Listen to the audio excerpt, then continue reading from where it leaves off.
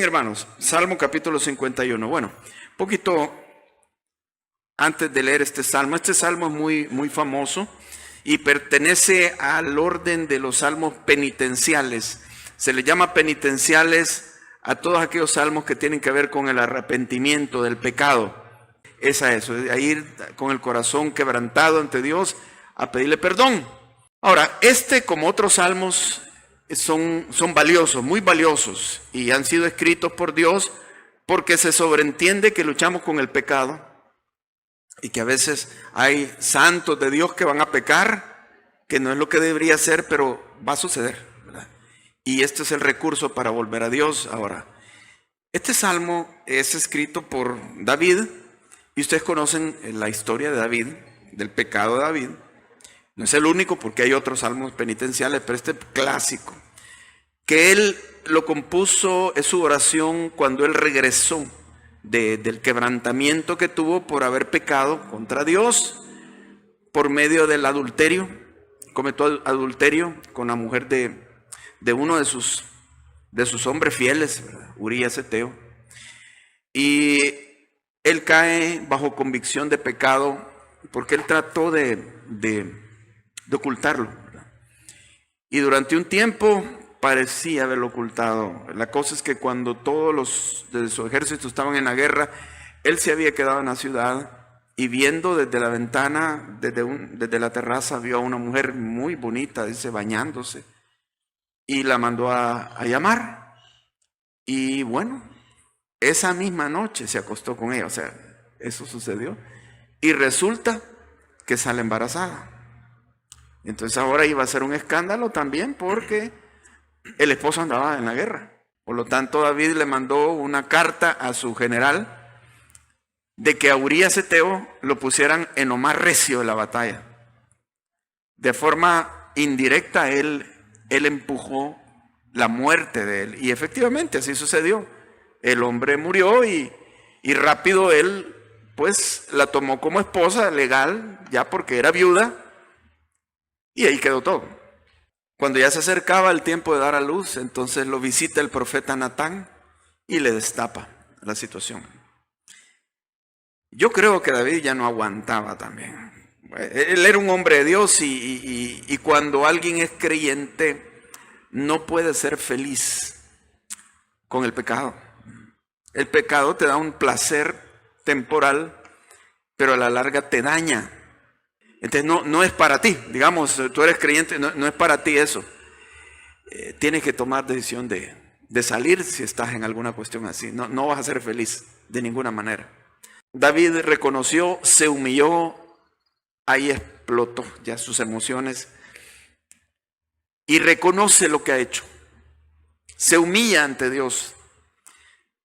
Él es llamado en la Biblia que es un hombre conforme al corazón de Dios. Fíjense cómo un hombre conforme al corazón de Dios puede llegar a pecar, aún de forma grave. ¿Crees que tú estás exento a esto? La lucha con el pecado es de todos, aunque no hayas caído en algo grave. ¿Por qué la oración líbranos de tentación? No es que algunos sí caen algunos tienen tentaciones y otros no tienen tentaciones. Todos tenemos tentaciones. Como le dijo a Caín, el pecado está a la puerta. Y dice en Hebreos 12, dice, corramos con paciencia, despojémonos del pecado que nos asedia. Que nos asedia. Es como alguien que viene pisándonos los talones detrás. Todos luchamos con el pecado. Aquí no hay nadie exento de eso, hermanos.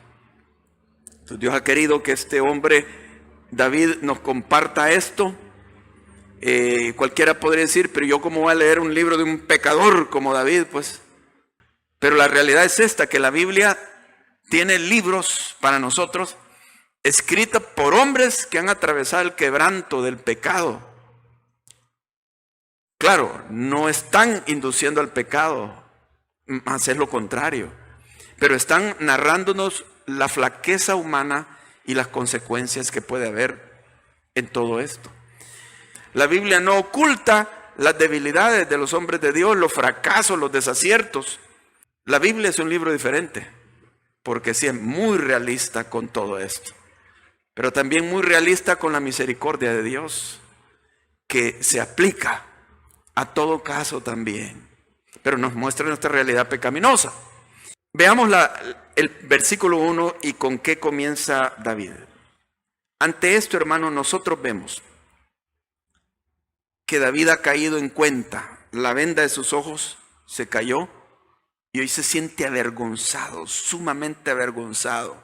Aquello se ha destapado ya y ya no puede sostenerse en pie. Ahora él cae, se humilla y él reconoce, es ante Dios. Sí que otros lo saben, pero esto es ante Dios, es delante de mi Dios. A Él lo he traicionado, contra Él pequé. Entonces su restauración es con Dios.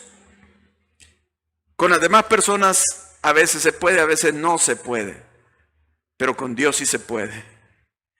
Y mire cómo viene con la primera petición, versículo 1, y entra de esta manera David: ten piedad de mí, oh Dios, conforme a tu misericordia, conforme a la multitud de tus piedades. Borra mis rebeliones. No entra con alabanza, no entra con otras cosas más que lo primero que le dice: ten misericordia de mí conforme a la multitud de tus piedades. Esto le podríamos llamar que él está apelando a Dios. Se ha oído este término, los abogados sabrán mejor esto. Pero es que a veces cuando alguien está siendo juzgado y medio le condenaron, pero puede apelar, dicen.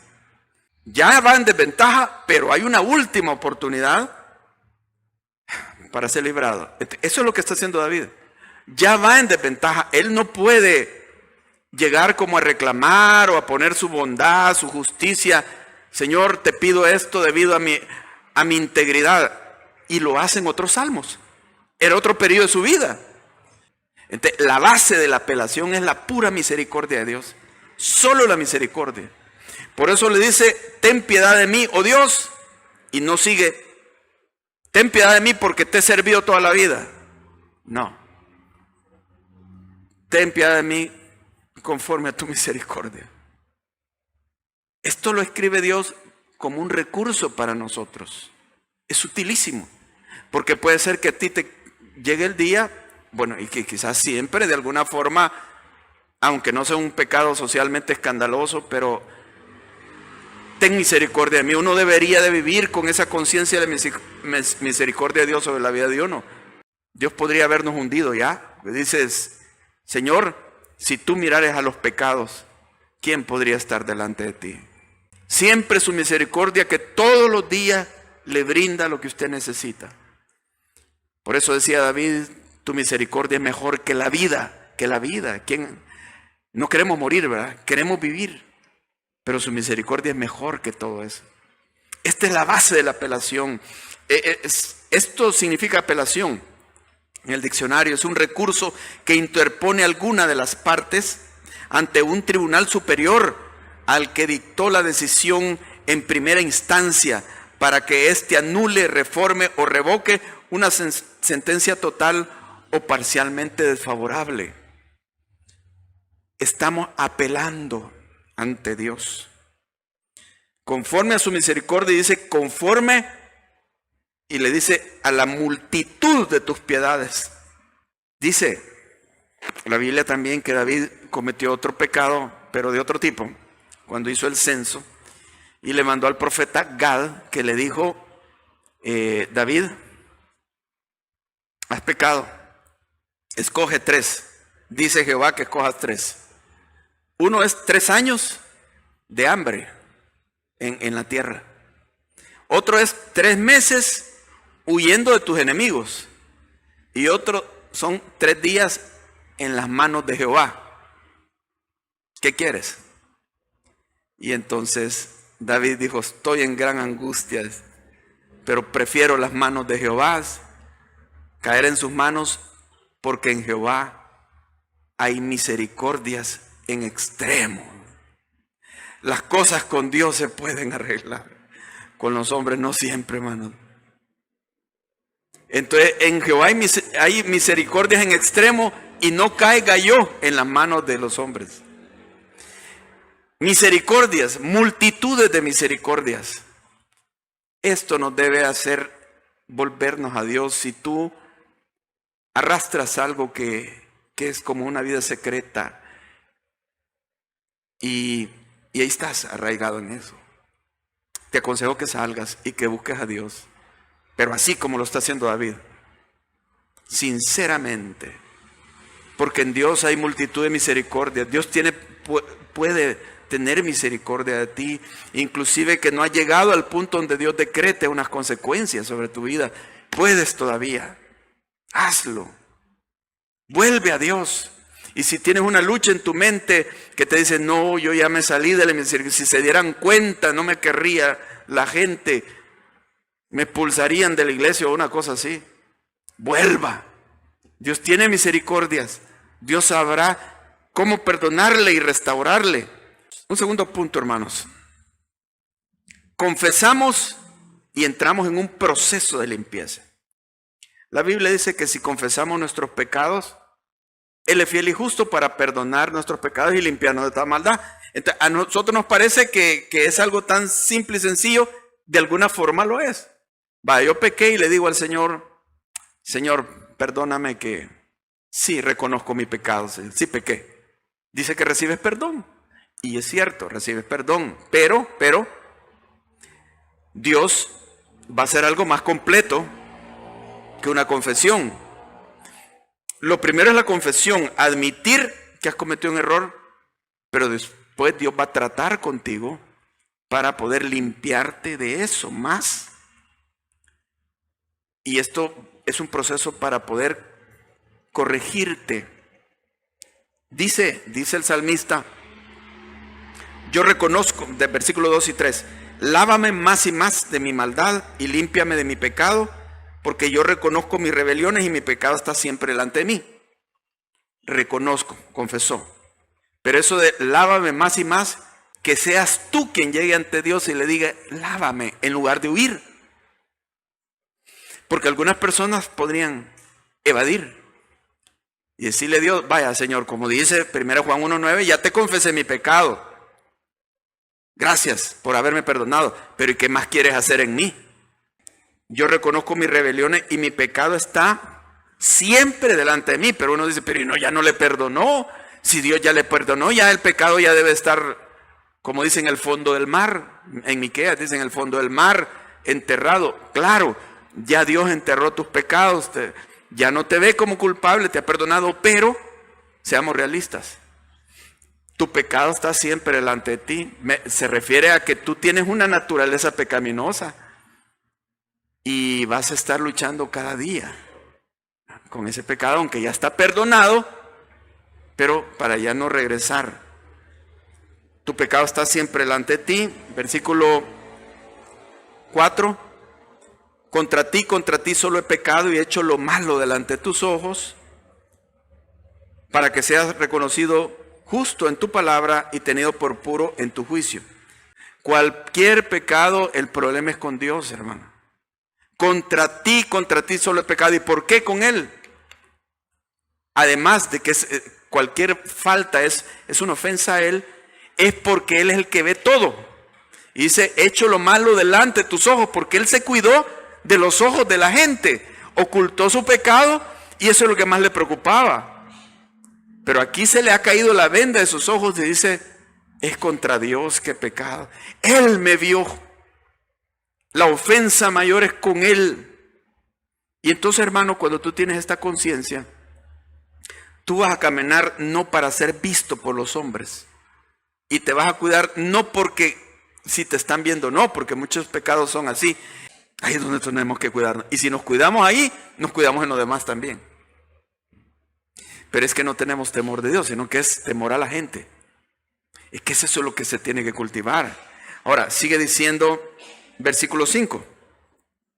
He aquí, en maldad he sido formado y en pecado me concibió mi madre. He aquí, tú amas la verdad en lo íntimo y en lo secreto me has hecho comprender sabiduría. ¿Cómo es esto? En maldad he sido formado. Ay, hermano, demasiado drástico. ¿Por qué habla tanto del pecado usted? Si no ha comprendido el pecado, No va a comprender muchas cosas de la Biblia, el por qué Dios lo hace así. Si no ha comprendido la dimensión del pecado, no va a poder vivir la vida cristiana como es. Y esto es lo primero que Dios quiebra en la resistencia del hombre inconverso para que venga Cristo. Le muestra su pecado para que, consciente de su pecado, busque un Salvador. Pero si no está consciente del pecado, no busca al Salvador, porque Él cree que es digno. Dios quiere desarmarnos a cada uno de nosotros de todos los argumentos que podamos tener. En pecado me concibió mi madre. Ahora, ¿qué quiere decir eso? Que quizás la mamá pecó cuando lo concibió, que quizás es un hijo ilegítimo o se metió a saber en qué la mamá. No, hermano. No se está refiriendo a que la mamá pecó. En pecado me concibió mi madre quiere decir que es que de nacimiento, de concepción, traemos el pecado arraigado en nosotros. Esa es la naturaleza pecaminosa que cada uno tiene desde chiquito, desde nacimiento. Eso todavía más nos debe hacer cuidarnos, ¿verdad? Entonces, hermanos, esto nos hace ver cómo Dios, miren, en el nivel que nos está tratando. Nos está tratando en un nivel bien realista. Nosotros como seres humanos muchas veces no somos realistas. Y nos imaginamos cosas que no son. Esto nos hace, hermano, pensar que Dios quiere desarrollar en nosotros más sensibilidad al pecado. Y todavía más a los pecados desapercibidos, los pecados sutiles que no ve el ser humano. Jesús condenó a los fariseos, sepulcros blanqueados, pero daban diezmo, estaban guardando el Shabbat y todas las cosas, oyendo la Torá, discutiendo la Torá. Y Jesús dijo, estaba un sacerdote, un fariseo en el templo y oraba de esta manera, pero dice, oraba consigo mismo. O sea, él creía que le estaba orando a Dios, pero cuando decía, Señor, te doy gracias porque no soy pecador, no soy adúltero, nunca he adulterado, porque yo soy un judío fiel, porque yo doy diezmo de todo, porque yo oigo la Torá y bueno, todas las cosas que a alguien lo hacen enaltecerse. Y dice que había un publicano, un pecador que ni se atrevía a entrar al templo, ni se atrevía a ver el cielo y se golpeaba y decía, Señor, sé propicio a mi pecador, soy pecador, Señor, ten misericordia de mí. Dice Jesús, ¿quién es el que fue perdonado y justificado? No el fariseo, sino el pecador. Entonces Jesús dice esto porque hay hombres que se creen más justos que otros. Eso es un pecado sutil, grosero. Así lo ve Dios.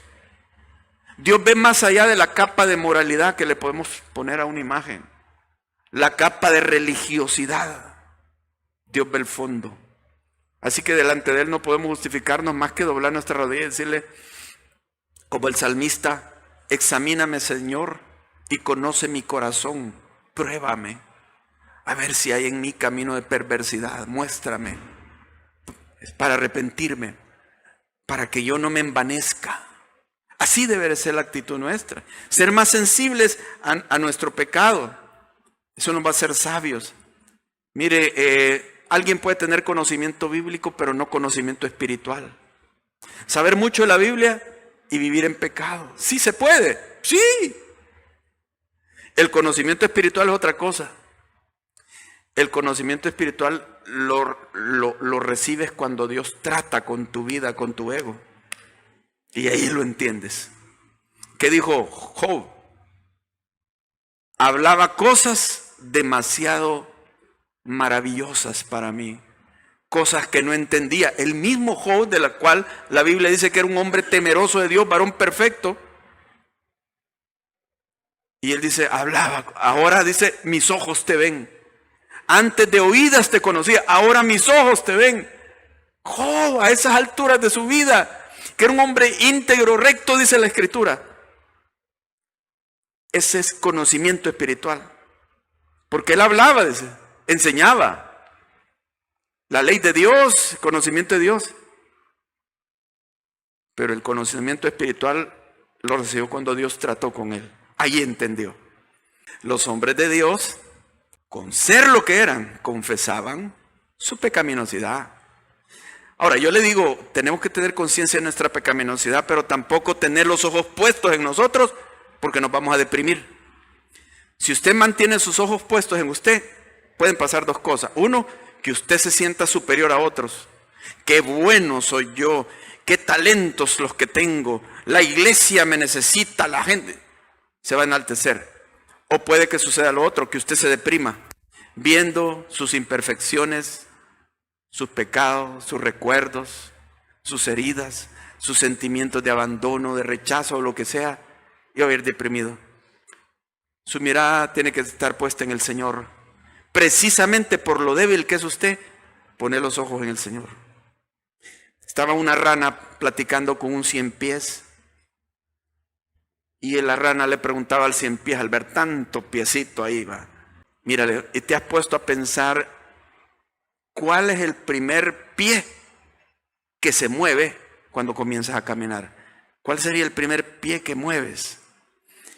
Y entonces el 100 pies razonando, ¿cuál será? Pues voy a probar. Ay, pero se me movieron varios al mismo tiempo. Y moví uno, pero no me moví. O sea, ¿cómo? Y al rato de estar pensando, le digo, mira, ya me confundiste más. No sé. Pero estando ahí, comienza a entrar los rayos del sol entre unas matitas ahí, y el 100 pies ve los rayos del sol y dice, voy a caminar hacia esa luz. Y se va caminando y deja de complicarse por saber cuál es el primer pie que mueve. Cuando nosotros estamos enfocados en nosotros mismos, siempre vas a estar encontrando conflictos dentro de ti. No los mires, mira a Jesucristo. Mira sus promesas. En eso enfócate, hermano. Los ojos puestos en Él, pero de todos modos, hermano, esto viene cuando reconocemos que en nosotros no hay nada bueno. Miren, los hombres de Dios han confesado estas cosas. Por ejemplo, Job dijo, lo que les dije, me aborrezco en polvo y ceniza, dijo. Me aborrezco, me arrepiento. Y ya era Job. Viene el apóstol Pablo y dice, porque yo sé que soy carnal vendido al pecado. No dice yo antes fui, no, soy carnal vendido al pecado. Así lo dice Pablo. Y dijo que Dios le había tenido que dar un aguijón, una enfermedad para bajarle los humos, en otras palabras. Y que Pablo, sí, él decía, tengo un gran conflicto, que yo me elevo, yo me creo la gran cosa, o sea, me vanaglorio. Entonces Dios me ha dado este aguijón en la carne. Viene, por ejemplo, Martín Lutero, ¿qué dijo? Me vi a mí mismo y dije, imposible salvarme. Imposible que me salve. Pero vi a Jesucristo y al ver sus méritos y todo, dije, imposible perderme. Le dijeron, el Papa ha mandado sus ejércitos contra ti. Y dijo él, no me preocupa, no le temo al Papa, le temo más a mi corazón, más que al Papa y sus cardenales, porque en mí se halla el mayor de los papas, yo mismo, mi ego, el engrandecimiento. Viene también Hudson Taylor, que el misionero que metió el evangelio a China, al interior de China, un hombre de Dios, y dice alguien que lo conoció, el señor Frost dijo, he orado con el señor Taylor miles de veces, pero ni siquiera una vez le oí orar sin que confesara su pecado. Quizá alguien así diríamos, no, pero muy extremo, ¿por qué anda pensando tanto en eso? No, hermano, quiérase a usted mismo. Si usted es bueno, usted es maravilloso. El Señor sabe que no. El Señor sabe que es por la pura gracia de Dios. John Knox, el reformador de Escocia, que la esposa lo encontraba en la madrugada orando, dame a Escocia o me muero. Que la reina María llegó a decir, no le temo a miles de un ejército, le temo a las oraciones de Juan Knox. Este hombre decía de sí mismo: me doy cuenta que en mí no hay nada más que vanidad y corrupción. Cada vez que me acuerdo de ellos, o sea, de sus pecados, mi hombre interior los detesta profundamente, mis pecados. Ahora lloro por mi corrupción, lo único que puedo hacer es apoyarme en tu misericordia. Miren la lucha que lleva un hombre.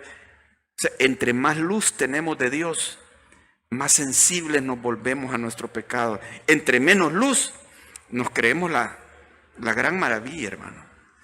Viene también David Brainerd. Este hombre se murió a los 30 años.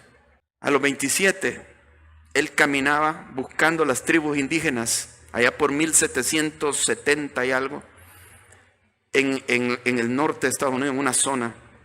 No vio fruto por mucho tiempo, pero al final comienza un avivamiento entre los indígenas, que se convertían, llegaban a convertirse en cantidad del Espíritu de Dios obrando, que dice que hasta el traductor era un indio bolo, borracho, traduciéndole, y viniendo 100, 500 personas convirtiéndose. Este hombre dijo de sí mismo: por lo que a mí se refiere, hace tiempo he entendido que mi maldad es completamente indestructible. Yo me identifico mucho con esto, porque uno dice, lucho con esto y no se destruye. Sí, nunca se va a destruir hasta que te mueras. Por eso mira a Cristo mejor. Reconoce, claro, tu maldad, pero esto te dé la lección que necesitas tanto de Cristo. Dice: hace tiempo he entendido que mi maldad es completamente indestructible y que ha llenado mi pensamiento y imaginación. Ay de mí, porque soy inmundo en mi interior. Ay de mí por mi vergüenza e iniquidad delante de Dios. Ay de mí por lo orgulloso, egoísta, hipócrita, ignorante, malicioso, sectario. ¿Qué más, hermanos? Sectario que yo soy cuando predico, por mi falta de amor, de celo, de benevolencia y de paz. Así que cuando uno se ve destruido, hermano, se agarra de Cristo. No hay nada más. No tengo nada de qué gloriarme. Solo Él. Y ojalá así te sientas tú, hermano. Busca a Dios en la intimidad, porque dice que en lo secreto le hace comprender sabiduría. En la intimidad vas a oír y ver su palabra, así dicen en el libro de Jeremías. En su secreto, en la íntima comunión con Él, donde nadie ve, donde no te estás exhibiendo ante nadie. Llega así. Dios te ama. Dios nos ama. Dios quiere hacer obras maravillosas en nosotros. Pero es de que decaiga el ego, se quiebre. Vamos a orar. Padre, te agradecemos por tu gran bondad y amor. Gracias por tu misericordia, Padre. Síguela teniendo con nosotros. Y pon en nuestro corazón que lo máximo que deseemos nosotros sea agradar tu corazón, Señor, agradarte a ti. Que eso sea lo que más nos importe, Señor, agradarte a ti.